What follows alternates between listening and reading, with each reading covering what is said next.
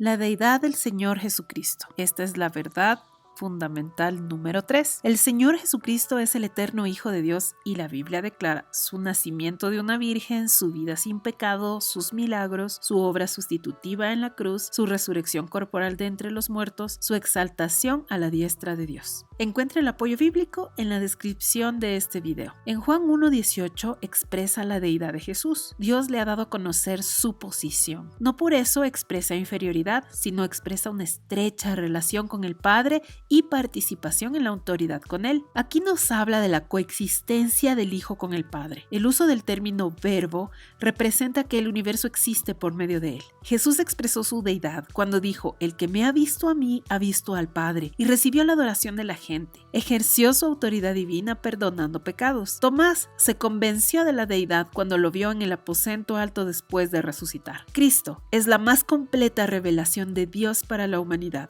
Fue hecho carne y habitó entre nosotros. Las teofanías o apariciones de Dios en el Antiguo Testamento más bien han sido cristofanías, porque su oficio de revelador se cumplió en estos pasajes de Génesis, Éxodo, etc. Habla del ángel de Jehová, el mensajero celestial que liberta. Jesucristo era y es 100% divino y 100% humano. Reúne en una misma persona todas las cualidades divinas y todas las cualidades humanas. Actualmente sigue siendo el Dios hombre y volverá como el Jesús que ascendió al cielo desde el Monte de los Olivos. Es el postrer Adán, sujeto a las leyes humanas del crecimiento. Tuvo hambre, sed, cansancio, tuvo dolores físicos y mentales, tuvo conflictos y experimentó la muerte. Es plenamente humano y divino. El cielo y la tierra se juntan en la más hermosa de todas las personas, Jesús. El término Señor es la traducción de la palabra griega Kyrios y de la palabra hebrea Adonai. Es un atributo que denotaba gran reverencia cuando se lo aplicaba a los gobernadores, reyes y hasta dioses en el tiempo antiguo. El término indicaba sumisión y obediencia. Fue el Padre quien le dio a Jesús el título de Señor. Los cristianos no tuvieron ninguna dificultad en adoptar ese término, sometiéndose completamente a él. La rendición absoluta es la actitud que corresponde tener como un amo absoluto. Cada faceta de la vida de un creyente debe estar bajo el señorío de Jesucristo. Jesús proviene del hebreo Josué, que significa Jehová es salvación. Es el nombre del Hijo de Dios puesto antes de su nacimiento.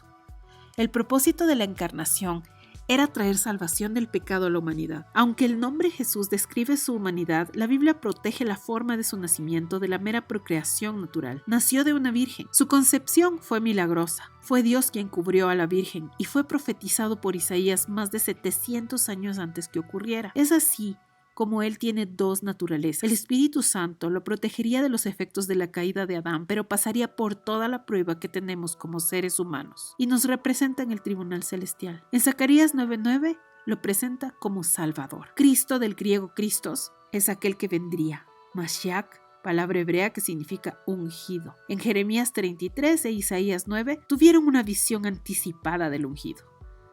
Ahora hablemos de los oficios de Cristo. Él es el puente entre la enseñanza de quién es Él y lo que vino a ser. Él vino a ser profeta, sacerdote y rey. Es una obra mediadora de Cristo entre el Padre y la gente.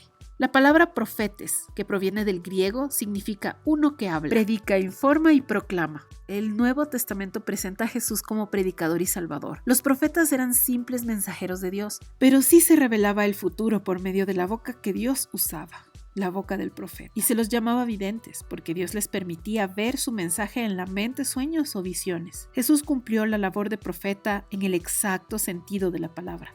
Dijo: la palabra que habéis oído no es mía sino del Padre que me envió. Jesús les habló de sucesos venideros, como en Mateo 24. También Jesús cumple la labor de sacerdote, una persona totalmente consagrada que representa a Dios delante de los hombres. En el Antiguo Testamento procuraban el favor divino y celebraban su relación con Dios por medio de sacrificios. Jesús era el gran sacerdote, no necesitaba purificarse. Se ofreció como sacrificio, expiación suficiente para pagar los pecados del mundo entero. Jesús es nuestro sacerdote, nuestra expiación, amo y Señor, nuestro Rey, y ha quebrantado el reino de la muerte, del infierno y la tumba, y ha vencido. A David se le prometió que habría un reino sin fin. En Apocalipsis se describe a uno que será el Rey de Reyes por la eternidad y proviene del linaje de David. Ahora hablemos de la obra de Cristo. Él vino a vivir una vida sin pecado. Fue un modelo por medio del cual sus discípulos pudieran evaluar su propio comportamiento. Nació sin pecado y vivió sin pecado. Durante su permanencia en la tierra se despojó de los beneficios de Dios en la eternidad, pero hubo momentos pequeños y pasajeros en donde se vio su gloria, como en el día de la transfiguración. La razón principal de su reencarnación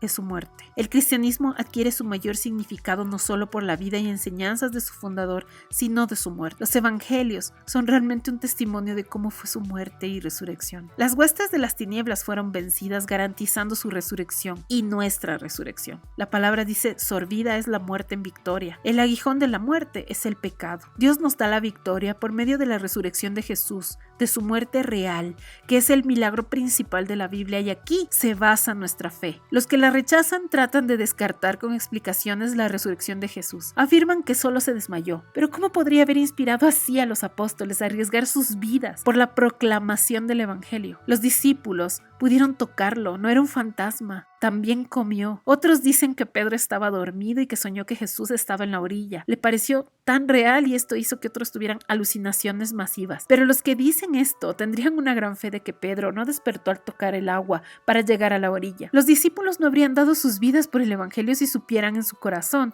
que habían mentido sobre los acontecimientos. Pusieron un guardia, tanto judíos como romanos, en la piedra de la tumba. Los discípulos tenían miedo y estaban escondidos. Las mujeres no tenían fuerza suficiente para moverla. Los responsables de mover esa piedra fueron los ángeles, y es la única explicación razonable. Más de 500 personas fueron testigos, quienes dieron testimonios, que abarcan más de 10 apariciones registradas. Cualquiera de los contemporáneos podría haber rebatido a los discípulos, pero este relato contrario tampoco existe. Nunca pudieron mostrar el cuerpo del Señor. No es fácil deshacerse de un cadáver. Los líderes judíos no comisionaron a nadie para buscarlo, sino más bien pagaron a los soldados para que falsearan los hechos.